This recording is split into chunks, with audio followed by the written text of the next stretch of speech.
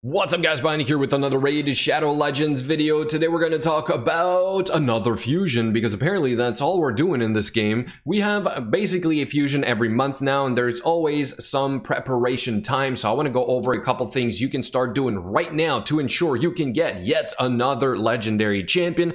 But the big question is, do you really want this new champion?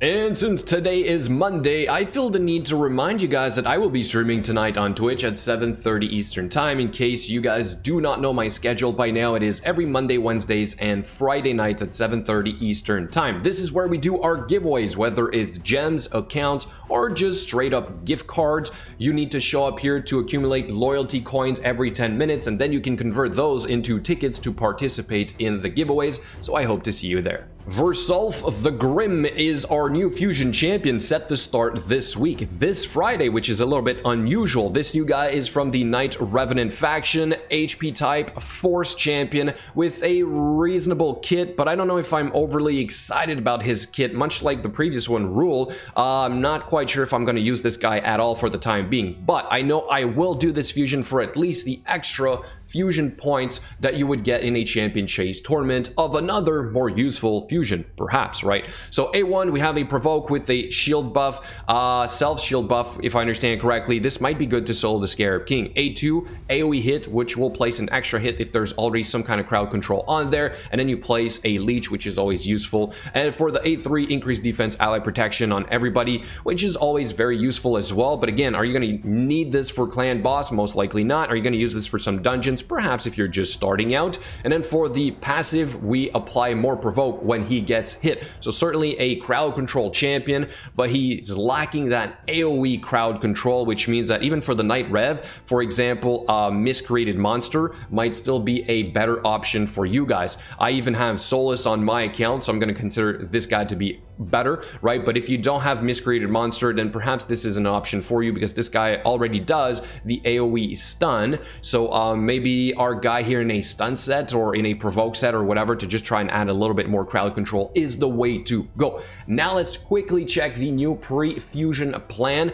which is subject to change. All right, so don't use this literally as of now. We are going to find out the values of all these events and tournaments when this goes live. But here's one thing that I want to quickly point out. We're starting on a Friday, which is very unusual. Therefore, we might start with a summon rush this time, because we just had a champion chase tournament. This will obviously affect perhaps the shards you're going to use, and I think we're going to have a 10x event. We kind of just had a 10x event along with a 2x void event.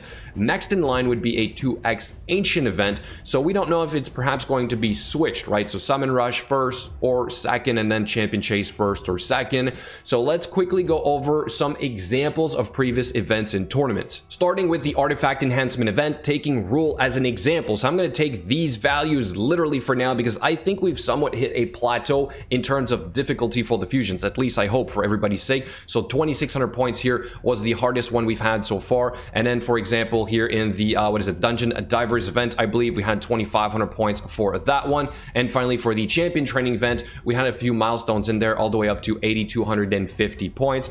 They've kind of made it in a way that you almost pretty much have to do all of these. I am also missing the summon rush. I guess I forgot to take a screenshot, but this one was a little bit different because we had a 15 fragment at a much higher milestone, which is usually the 3500 points. I try to skip this if I can, because it's kind of hard to get to there with just shards alone, compared to, let's say, a champion chase tournament where you can rely on your pulls. All right, so I always try to focus on doing fusions for the champion chase tournament, but if it's easier to push in here than it is to push in the summon rush, I would suggest you try and do something similar. As for the tournaments, we're somewhat expecting the same values in here as well, especially the champion chase. It's been like this forever. 750 points and 1550 points for the last milestone. Classic arena, 280 points seems to be the new standard. It might be 480 though, so you might have to spend a little bit to complete that one. Then we have the Dragon Tournament, one of the 4 dungeons. It's usually between 2250 points, maybe all the way down to 950 points, like the Ice Golem every once in a while. So somewhere in here, right? But that is usually doable within the 3 days that we have to complete this with free-to-play energy anyway. And then we have, for example, the Training Tournament, which has 6200 points for the last milestone and 2600 for the first one. You might be able to finish in first or second place for some of these tournaments, but I would say don't count on that. That is a long shot, and if you kind of focus on trying to do that and you end up not finishing in first or second, then you're going to be out of luck and you're not going to be able to get this guy, right? So overall, the values in here are also very similar to the previous one. At least that's what I'm predicting.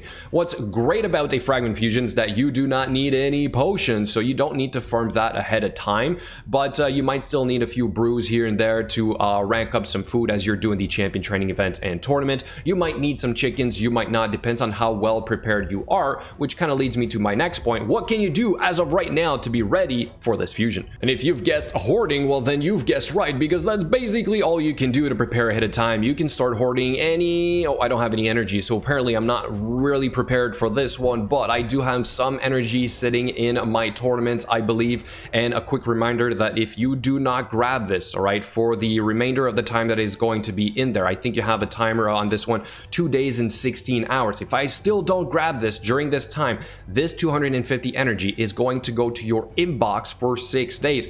I know I keep saying this every time, but every once in a while somebody will say I did not know that, so that's sort of why I keep doing it. We have also a fusion warm-up event. Make sure you do this. This is kind of a gimme. Same concept here for this energy. Once this is over in 3 days, you're gonna have what, 2 days to grab the resources. If you still don't do it, it's gonna go to your inbox. Just don't forget to do this, because every day you need to do a certain amount. And this one is fairly easy. You need to summon like what, 20 mystery shards, that's it, and then you have this free loot. Then we have for the champion training event, nothing really to be gained from here, at least not for me. I kind of had to finish this early or yesterday to get my last void shard to summon for Ursula. Anyway, so I got that done, got myself an Ursula, and then there's nothing else for me in there, right? Then there's also obviously the clan versus clan tournament, which is going to start tomorrow. There's also energy in here if you are able to do the milestone rewards, so I would say try and pull your own weight, help your clan out, do your part so that you can at least get the milestone rewards. Whether you win or not and you get the fancy accessories is a little bit besides the point,